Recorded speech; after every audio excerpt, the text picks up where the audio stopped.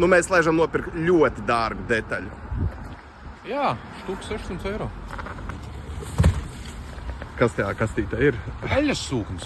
Par Štuk 600 eiro, jā. Priekš mašīnas, kas maksā 2-3 štukus. Bet nav jau variantu. Tev grib eļas sūkni, jau pēc štuks 600 eiro. Es zinu to, ka dīzeli par augstspiedienu sūkni dārgi, bet par eļas sūkni es nezināju, ka štuks 600. Jā, šitais maksā štuks 600, viņš tur kopā ar balanceru varpstām ir, nu tāds viņam ir ceņģis. Negrib nepērc, sēd bez mašīnas.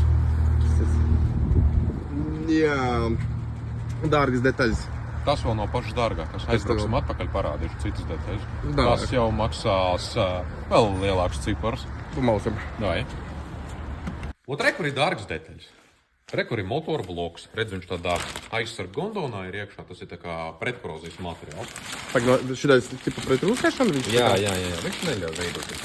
Re, kur ir jauns motora bloks. Nu, šitais ir dīzels. Dīzeļa, benzīna, viss kaut kāds bloks. Jā, tāds piķo. Kaut kāds 6 eiro. Jā, nu, tas tāds nav lēts priekš, bet tu esi saprot, Tā kā kādai mašīnai tas kaut kādai? BMW.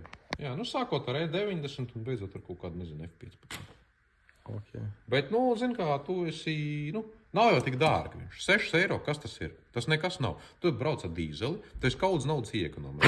Nu, jau visi zini, es braucu ar benzīnu, benzīns arī daudz, tāpēc braukšu ar dīzeli, dīzels nav jākopj, dīzelim nav degviela tik daudz jālej, un tāpēc tu esi iekonomējis kaut naudas.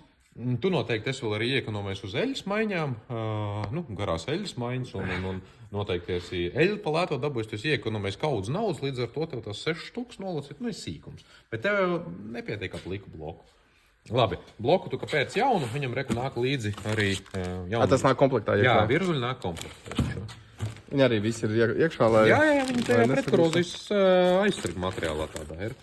Nu, tad jau tev, protams, kad tu liksi kopā, tev jau vajag arī jauns klaņus. Re, kur ir klaņu komplekts. Viņi arī nāk komplektā vai arī? Viņi nāk, nē, viņi ir jau jāpērk atsevišķi. Tas jau tāds uzreiz dārgāks prieciņš. Tev vēl vienu štuku klāt. Bet, nu, tur dīzelis iekonomis kaut nav. Un tad, lai tev tas viss tur kruķītos, vertītos iekšā, tev jau vajag arī jaunu kloķeni. Nu, re, kur arī ir jaunu kloķeni. Vispār kaut kādā prezervatīvā. Jā. Te ir, viņi ir speciāli aizsarga atmosfērā, tāpēc, ka viņi ir pulētas virsmas, precīzas, viņi paredzēti, ka viņi tu uzreiz var uzstādīt. Un ir bijis stāsts no dzīves reāli, kad Džeks nopērk kloķeni, nu, pēc tam viņš izdomāja, ka netiks tomēr galā, vajag atvest to motoru pie manis, lai es salieku kopā.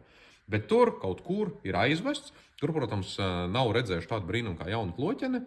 Ir obligāti bijis tas aizsarga apvalks jāpārgriež vaļā. Tur, starp citu, ir ne tikai aizsargs pret mitrumu, tur ir arī aizsarga atmosfēra iepildīta iekšā. Tev kāds gaiss speciāli?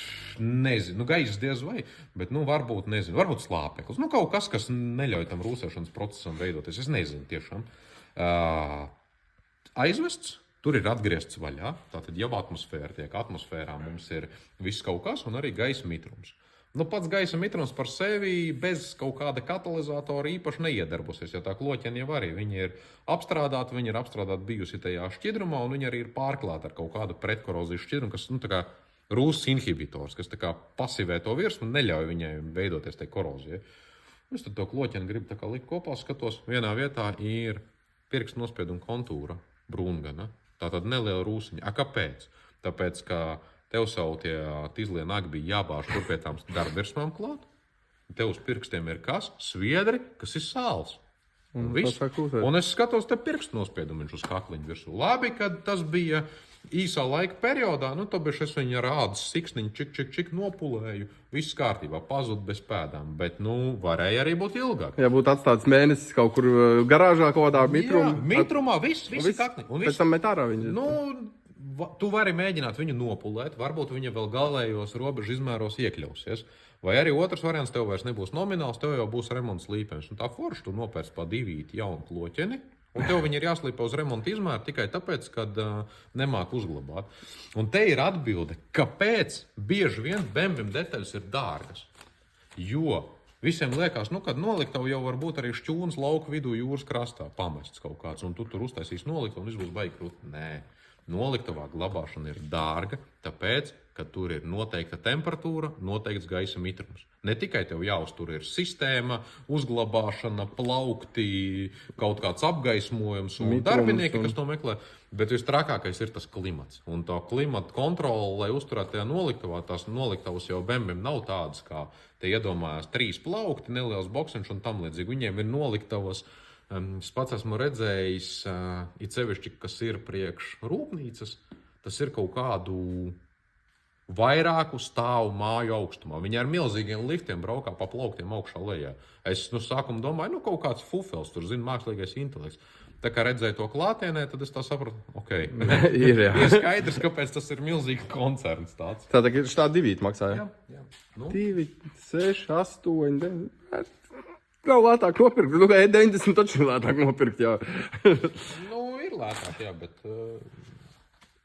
tas maksā tik, cik tas maksā. Nevienam jau neinteresē tas, ka tu esi nopircis vecu un lētu mašīnu. Nopirku viņu lētu, nu, šeit maksās par remontu dārgu. Tas ir viss.